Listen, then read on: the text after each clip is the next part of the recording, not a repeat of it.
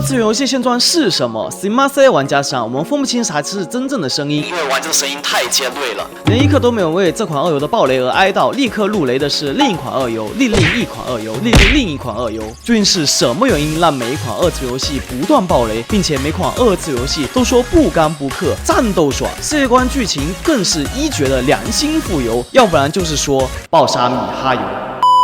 搞诈骗的还知道根据特定人群定制特定法术，难道二游玩家真的就吃这套？对此，我们来采访一下这些未公测的二次元游戏玩家们。请问你们为什么关注这些二次元游戏？都是给他二游漏哥刷，星月忠诚。星月同行的游戏玩法其实并不是特别出众，拥有非常标准的二游三件套，甚至这样的玩法采用的也是3+2属性克制的标准回合制。不过好在并没有被克制减伤的机制，受主对于玩法的创新是有，但并不是特别的多。毕竟玩家们都知道回合制玩法已经卷到头了，重点几乎都放在了演出上。而目前星月同行的玩法差异化采用的是跑条回合制，外加需要考虑角色回能因素，玩家需要在角色行动之前，根据左上角的敌我双方行动条，我方角色现有的能量、角色状态、敌方角色可能出手的技能，选择合适的技能进行释放博弈，这便是它的全部战斗玩法。比较新的一点在于，游戏在玩家决策阶段采用的是角色过肩视角，玩家作为游戏内的指挥官，这点视角差异化加程度增加了战斗时的沉浸感。而在玩家决策后，视角又回到了横屏战斗，又增加了角色的整体演出效果，尤其是超级千秋人的大招，非常有视觉冲击力。当然，这部分是吉宝主观秒了。大家对于星月同行的战斗养成体验有其他不同的观点，也欢迎讨论。但是战斗玩法在后期其实就不那么重要了，毕竟星月同行这款二次元游戏其实又是一款可以玩的番剧。可惜的是，3册就开放到了第5章，在大小姐暴露自身能力后，就给我们玩家来称职挑战了。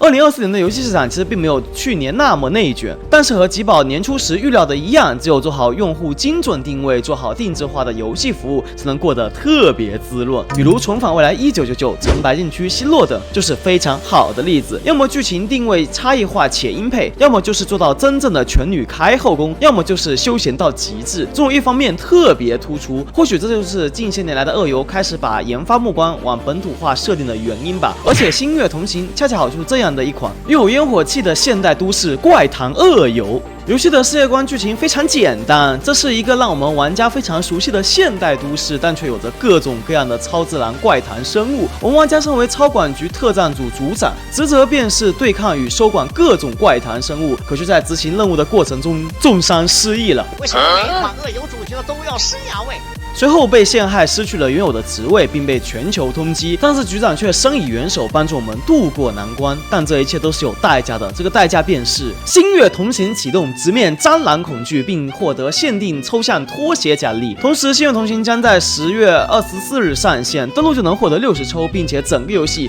仅有一种抽卡资源，没有武器池。角色保底70抽就能获得。我们玩家基本上啥也不用干，就能直接白嫖一位6星角色。毕竟现有时只要24抽。当然，如果你和吉宝一样是二游抽卡保底真菌，还不想氪金，在公测版本也能拥有2到3位6星角色。但吉宝建议你和我一样，将超级千秋人练度拉满。作为星月同行的看板娘，她拥有超强的 AOE 伤害以及范围减防，同时还能通过活动获得满命，强度非常有保障。同时，系统送的4小只开荒都很有强度，也都拥有养成材料圈和返华等开壶活动，因此开荒无脑练就完事了。可是身为玩家，你认为一款二次元游戏的灵魂到底是什么？优质有沉浸感的玩法和剧情，关于世界观与人物环境的塑造，这些二游都给我带来了真正的第二人生。那大姐姐和骚兰兰，你觉得怎么样？天地我磕爆！嘿嘿嘿嘿，真不错，确实挺不错的。